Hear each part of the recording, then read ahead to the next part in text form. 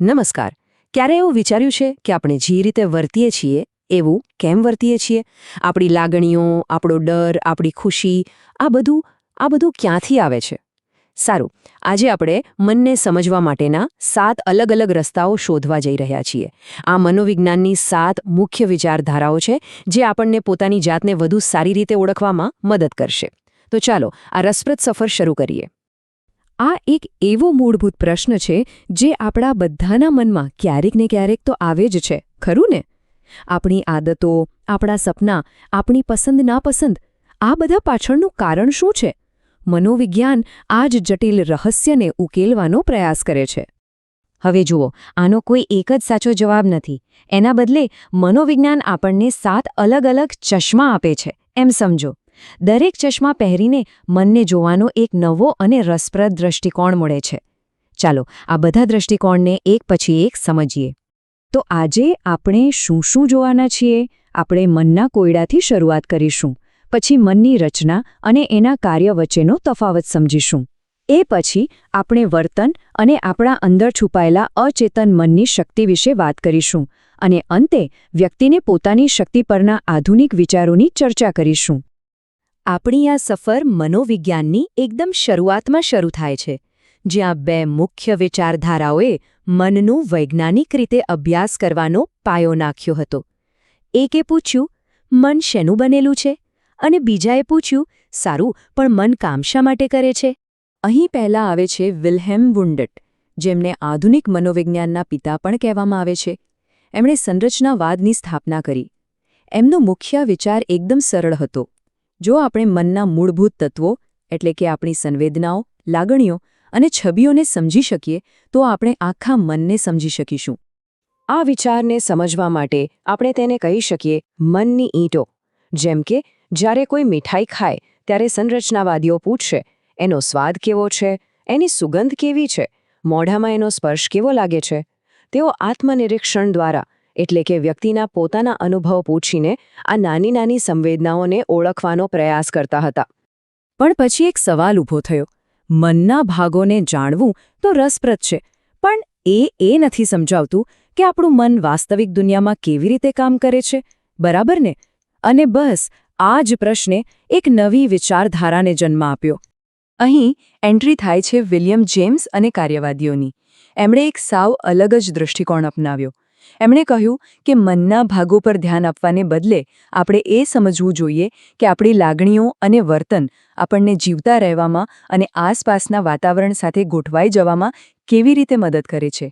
હવે આ વાત ખરેખર રસપ્રદ છે.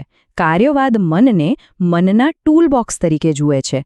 દરેક માનસિક પ્રક્રિયાનો કોઈને કોઈ હેતુ છે, કોઈક કાર્ય છે. દાખલા તરીકે ડર આપણને સાવચેત કરે છે, પ્રેમ આપણને સંબંધ બાંધવામાં મદદ કરે છે અને ગુસ્સો આપણને અન્યાય સામે લડવાની તાકાત આપે છે. ચાલો હવે 2 એવા ક્રાંતિકારી દૃષ્ટિકોણ જોઈએ જેણે મનોવિજ્ઞાનની આખી દિશા જ બદલી નાખી. આ સિદ્ધાંતો એટલા માટે ક્રાંતિકારી હતા કારણ કે એમણે આપણું ધ્યાન સભાન મન પરથી હટાવીને એક સાવ અલગ જ દિશામાં દોર્યું. વર્તનવાદીઓએ આવીને એકદમ સ્પષ્ટ વાત કરી. તેમણે કહ્યું કે જુઓ, મન એક બ્લેક બોક્સ જેવું છે. આપણે એની અંદર જોઈ શકતા નથી. તો પછી આપણે ફક્ત એ જ વસ્તુનો અભ્યાસ કરવો જોઈએ જે માપી શકાય અને જોઈ શકાય, એટલે કે આપણું વર્તન. આ દૃષ્ટિકોણનું હૃદય છે જોઈ શકાય તેવી ક્રિયાઓ. ઉદાહરણ તરીકે, જો કોઈ વિદ્યાર્થીને સારા માર્ક્સ માટે પુરસ્કાર મળે તો સ્વાભાવિક છે કે ભવિષ્યમાં તે વધુ મહેનત કરશે. વર્તનવાદ માને છે કે આપણું વર્તન આવા જ પુરસ્કારો અને પરિણામોથી ઘડાય છે. વર્તનવાદે ઘણું બધું સમજાવ્યું, પણ બધું નહીં. ક્યારેક આપણું વર્તન તર્ક વગરનું કેમ હોય છે? આપણા સપનાઓનો અર્થ શું છે?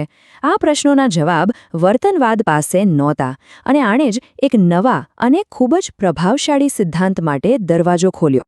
અને અહીં આવે છે સિગમન્ડ ફ્રોઇડ, જેમણે મનોવિજ્ઞાનની દુનિયામાં ખરેખર ભૂકંપ લાવી દીધો. એમણે કહ્યું કે આપણા વ્યક્તિત્વ અને વર્તનનો મોટો ભાગ અચેતન મન દ્વારા સંચાલિત થાય છે. એક એવું મન જેના વિશે આપણે પોતે પણ જાગૃત નથી હોતા. ફ્રોઇડે મનની સરખામણી એક હિમશિલા એટલે કે આઇસબર્ગ સાથે કરી. જે ઉપર દેખાય છે એ તો બસ નાનો એવો ભાગ છે, આપણું સભાન મન. જ્યારે મોટાભાગનો હિસ્સો તો પાણીની નીચે છુપાયેલો છે, આ છુપાયેલા અચેતન મનમાં આપણી દબાયેલી ઈચ્છાઓ, ડર અને ખાસ કરીને બાળપણના અનુભવો હોય છે, જે આખી જિંદગી આપણને પ્રભાવિત કરે છે. તો અહીં યાદ રાખવા જેવો શબ્દ છે અચેતન મન. હવે વર્તનવાદ અને મનોવિશ્લેષણવાદના જવાબમાં કેટલાક નવા દૃષ્ટિકોણ ઉભરી આવ્યા. આ આધુનિક સિદ્ધાંતોએ કહ્યું કે મનુષ્ય ફક્ત પર્યાવરણ કે અચેતન મનનો ગુલામ નથી. એમણે ફરીથી વ્યક્તિના આંતરિક અનુભવ, એની ક્ષમતા અને એની વિચારવાની પ્રક્રિયાઓ પર ધ્યાન કેન્દ્રિત કર્યું.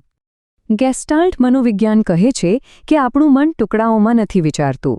એ તો આપમેળે જ માહિતીને ગોઠવીને એક અર્થપૂર્ણ આખું ચિત્ર બનાવે છે. આ વિચાર સંરચનાવાદથી બિલકુલ વિરુદ્ધ છે. જેમ કે આપણે છૂટાછવાયા ટપકા જોઈએ છીએ, પણ આપણું મન તરત જ તેને જોડીને એક આકાર બનાવી દે છે. એવી જ રીતે જ્યારે આપણે આકાશમાં વાદળો જોઈએ, ત્યારે આપણે તેમાં પ્રાણીઓ કે ચહેરાઓ શોધીએ છીએ. આપણું મન હંમેશા સંપૂર્ણ ચિત્ર શોધે છે.